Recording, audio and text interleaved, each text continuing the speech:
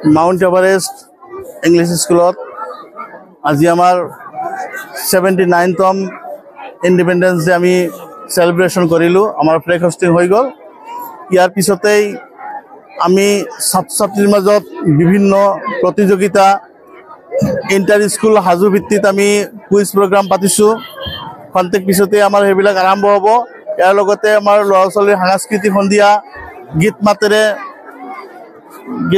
সাংস্কৃতিক অনুষ্ঠান আমি পৰিৱেশন কৰিম।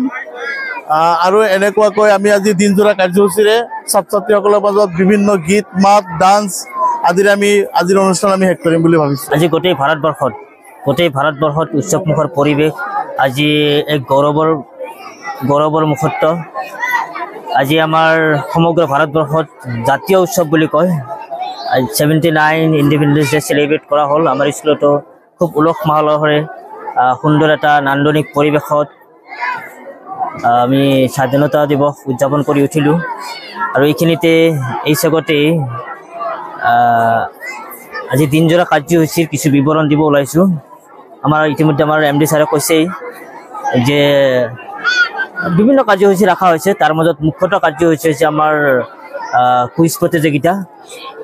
আৰু এই কুইজ প্ৰতিযোগিতাত আমি ভাল এটা পুৰস্কাৰৰ ব্যৱস্থাও ৰাখিছোঁ। আৰু বিভিন্ন ইণ্টাৰ স্কুল কুইজ কম্পিটিশ্যনটো ইণ্টাৰ স্কুল ৰখা হৈছে। বিভিন্ন স্কুলৰ পৰা ইতিমধ্যে আমাৰ লগত যোগাযোগ কৰিছে। তেওঁলোকৰ দল আহিব। আমাৰ কুইজ মাষ্টাৰ গুৱাহাটীৰ পৰা আহিব। গতিকে দিনজোৰা কাৰ্যসূচী চবৰে সহযোগিতা আমি কামনা কৰিম। আমাৰ গাৰ্জেন ষ্টুডেণ্টসকলৰ খুবেই সহযোগিতা পাইছোঁ, অতিথিসকলৰ খুবেই সহযোগিতা পাইছোঁ।